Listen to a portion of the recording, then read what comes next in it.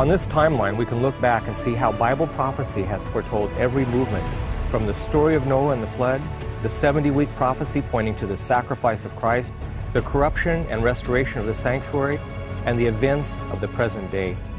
With this track record, we can know with certainty that we are at the end of the judgment hour, living in the last sliver of time. The days of Noah are done, the door of mercy is almost shut, and the last prophecies of Revelation are being rapidly fulfilled in our midst. The papacy and the United States are allying themselves together. Protestants and Catholics are uniting. The blessings of eating and drinking and giving in marriage is being perverted by millions and sanctioned by law. Religious liberties are being attacked and revoked, and the Pope and members of Congress are paving the way for the legislation of Sunday to curb the evils of an immoral society. Jesus is coming very, very soon. Are you prepared to meet your God? Back now to our top story, a terrible mystery gripping the world right now. Birds, fish, and all kinds of creatures just dropping dead in huge numbers for what seems like no reason. Birds just were falling out of the sky. Dozens of large whales are washing up dead on the shores of Alaska. Crews are in boats in Sanibel. They're cleaning up hundreds and thousands of dead fish, turtles, and others. Trying to unravel a mystery in northeastern New Mexico. More than 100 elk found dead on a ranch about 20 miles north of Las Vegas. 8,000 dead turtle doves in Italy, hundreds of birds dead in Rockwell, Texas, 500 red-winged blackbirds in Louisiana, 100 birds in Sweden, 3,000 dead red-winged blackbirds in Arkansas, several hundred dead in Kentucky. On the fish, several hundred snapper fish in New Zealand, thousands of dead fish in Florida, 40,000 devil crabs in the UK, 80,000 drumfish in Arkansas, 2 million spotted croakers in Maryland in the last 2 weeks. Scientists are scrambling to investigate what caused that mass die-off. I just want to know why. For the Lord hath a controversy with the inhabitants of the land, because there is no truth, nor mercy, nor knowledge of God in the land. Therefore shall the land mourn, and every one that dwelleth therein shall languish with the beasts of the field and with the fowls of the heaven. Yea, the fishes of the sea also shall be taken away. That's crazy. A major tsunami has struck northeastern Japan, sending a 4-meter wall of water inland. In Indonesia. This after Friday's monstrous earthquake and the disastrous tsunami that followed that earthquake. At least, if I were on the ark and I were looking out and I saw my son or my daughter outside, it would tear my heart out. What would I say? What the message could I leave them? And there shall be signs in the sun, and in the moon, and in the stars, and upon the earth distress of nations, with perplexity, the sea and the waves roaring. Pacific coast area of Japan, that tsunami, that huge tsunami you can see hitting Miyagi Prefecture in northern Japan in Sendai City. This is already one of the most devastating hurricane seasons ever.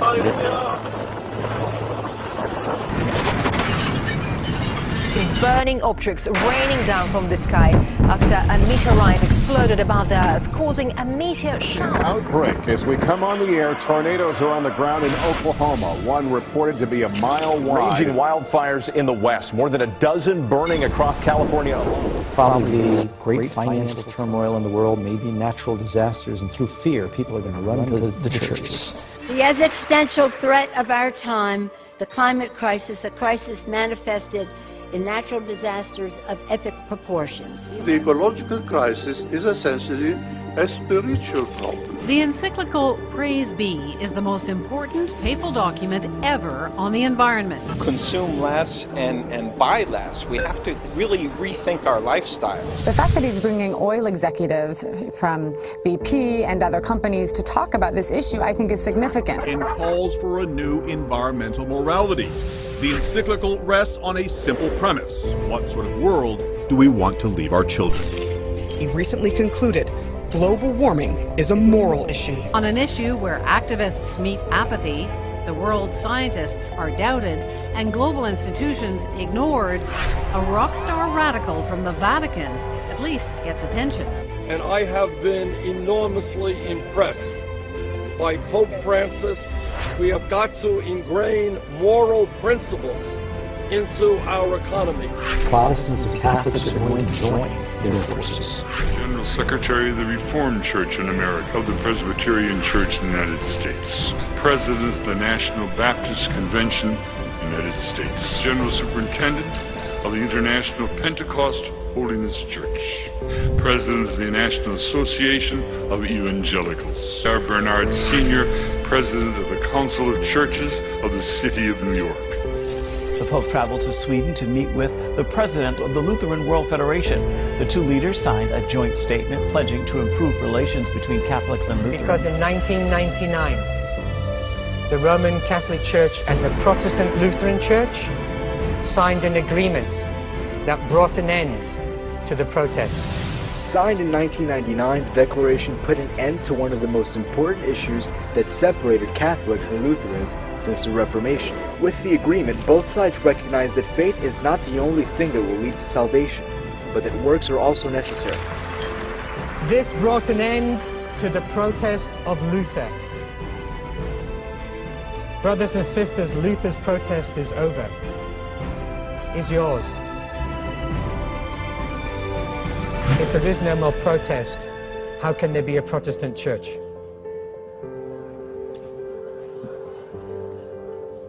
Maybe now we're all Catholics again. One of the things that God's put on our heart is for us to just kind of lay aside our differences and come together. When you talk about Pentecostals, charismatics, evangelicals, fundamentalists, Catholics, Methodist, Baptist, Presbyterian, on and on and on. Well, they would all say, we believe in the Trinity, we believe in the Bible, we believe in the resurrection, we believe salvation is through Jesus Christ. These are the big issues.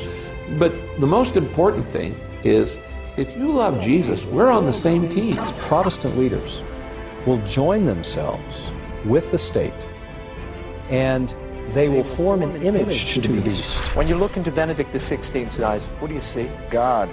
I believe in an America where the separation of church and state is absolute, where no Catholic prelate would tell the president, should he be Catholic, how to act, and no Protestant minister would tell his parishioners for whom to vote.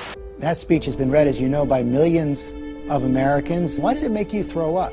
Because the first substantive line in the speech says, I believe in America where the separation of church and state is absolute.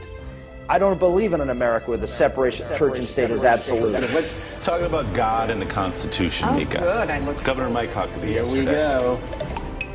I have opponents in this race who do not want to change the Constitution.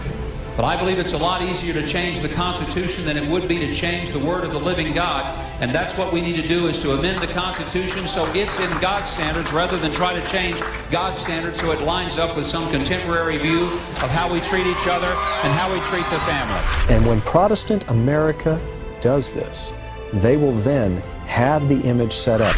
My administration will stand side by side with the American Catholics to promote the values we all share as Christians and Americans. The separation of church and state is not in the Constitution, it's not in the Declaration.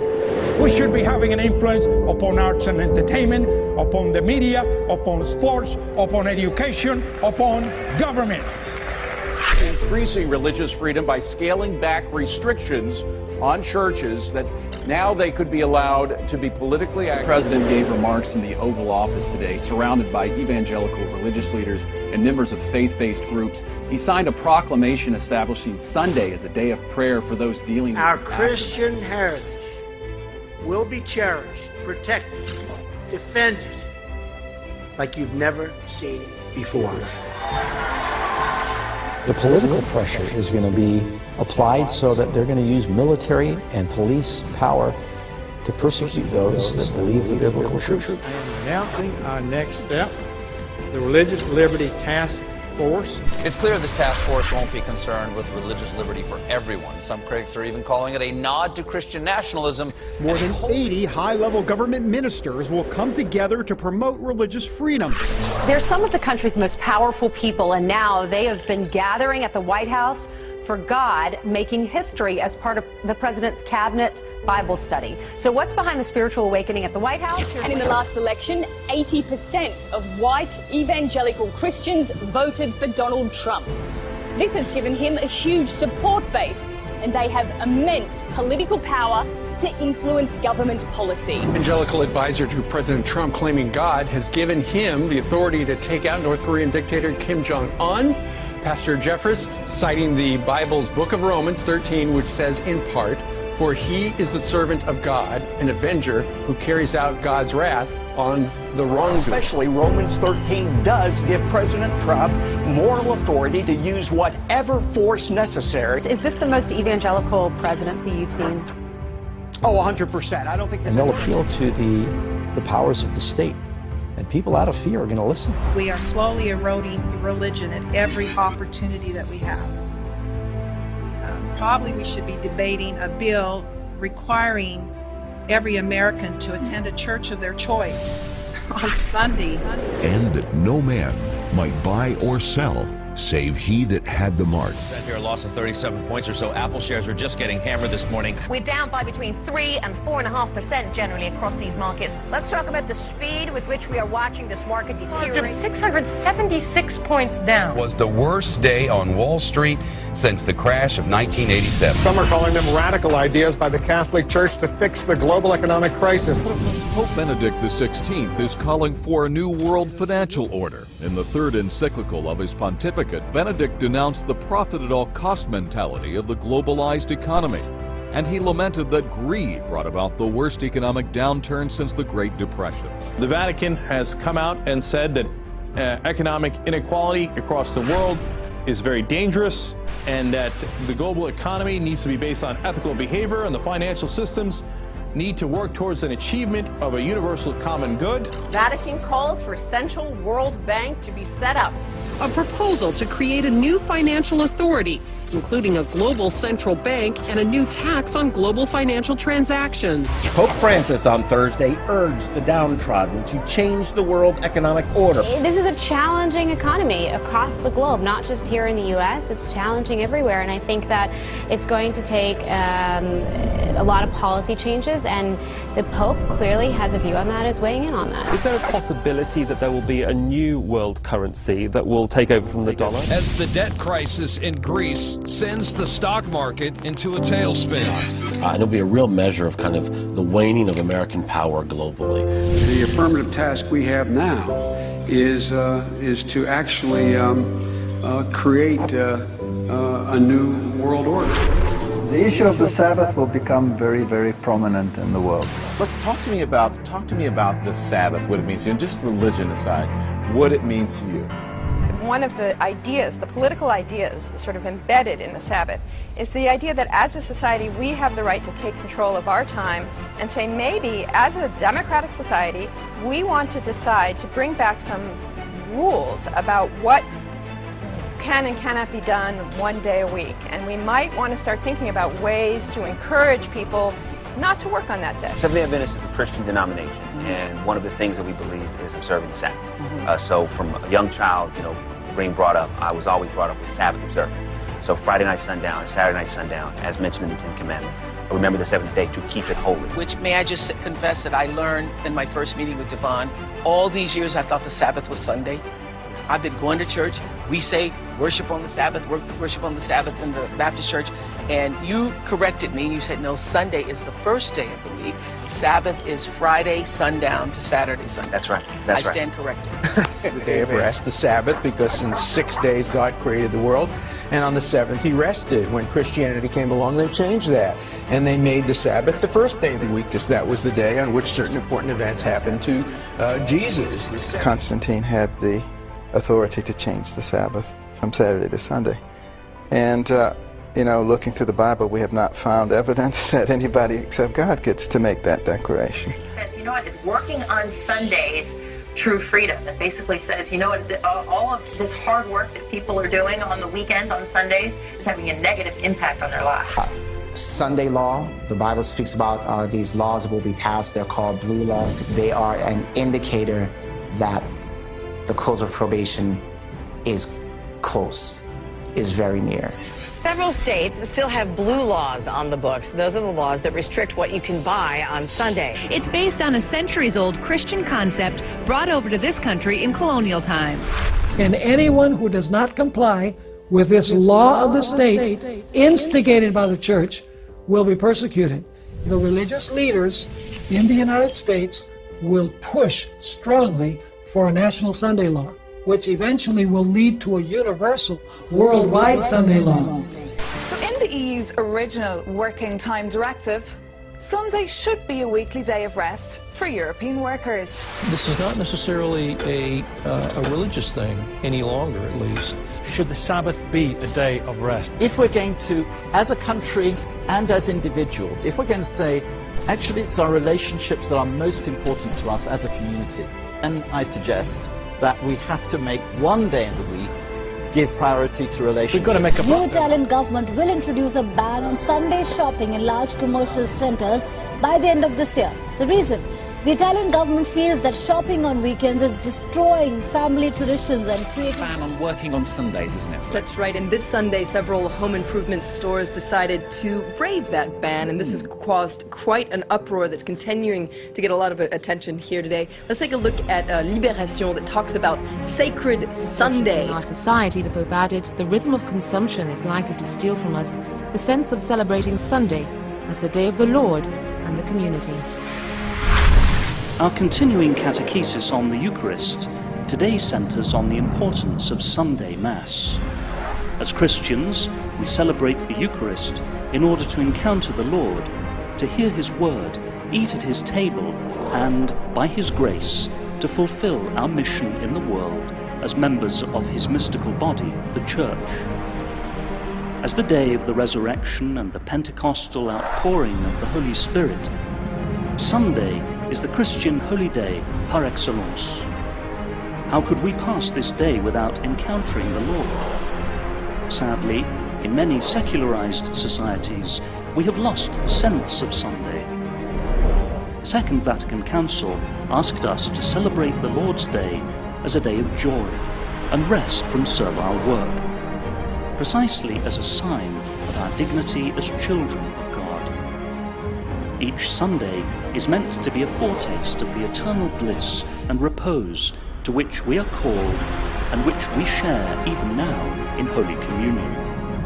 In the end, we go to Mass not to give something to God, but to receive from Him the grace and strength to remain faithful to His word. The third angel's message is all about getting right with Christ, so that we can avoid the punishment of the wicked. This is why the Revelator finishes up in Revelation 14:12. Here is the patience of the saints. Here are they that do what? Keep the commandments of God and the faith of Jesus.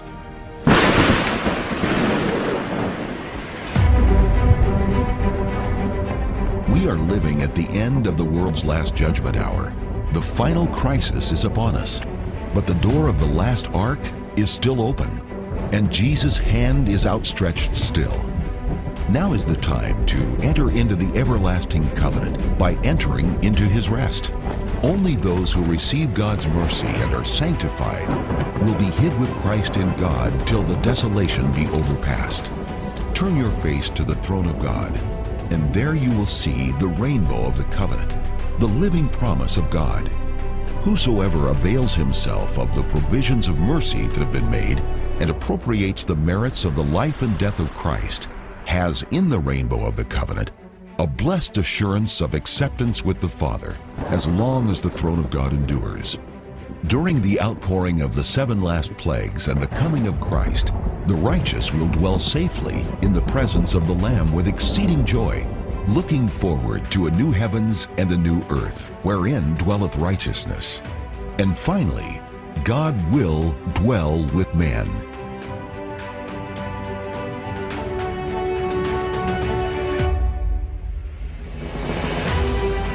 The days of Noah refers to a time when the warning message about the judgment to come began to be proclaimed.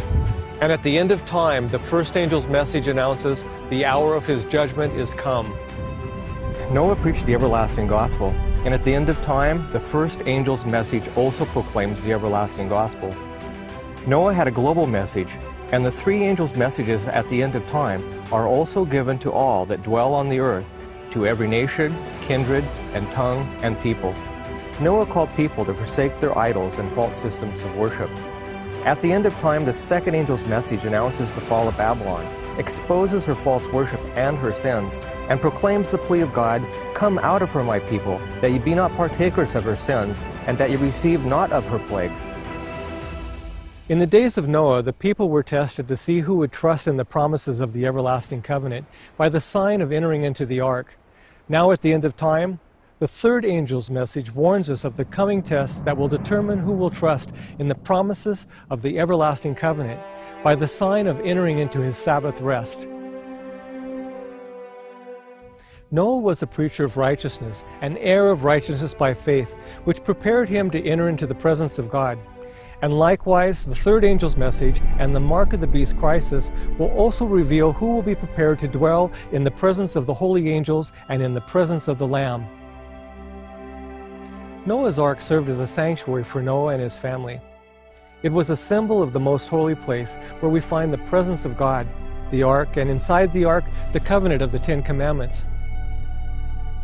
Now we can finally see the deeper significance of this ancient story and how it is a lesson to teach us to enter into the most holy place of the heavenly sanctuary by faith in the blood of Jesus, that we too might be prepared to rest in the presence of God safely inside of the Ark of the Covenant. God said to Noah, "With thee I will establish my covenant, and thou shalt come into the ark." With these words, God invited Noah to come into his presence, a picture of Jesus' last invitation to man to come into the glory of his presence at his coming. The tears of Noah in his last pleadings with man foreshadowed the tears of Jesus in his last heartfelt plea with us by these three angels' messages. As he said to Noah, "Come into the ark." So today, the captain of our salvation is inviting us into the last ark with these words. Incline your ear and come unto me. Hear, and your soul shall live, and I will make an everlasting covenant with you. Sin and sinners will be no more. The entire universe will be clean. One pulse of harmony and gladness will beat for the vast creation. From Him who created all, flow life and light and gladness throughout the realms of illimitable space. From the minutest atom to the greatest world, all things animate and inanimate, in their shadowed beauty and perfect joy, will declare that God is love.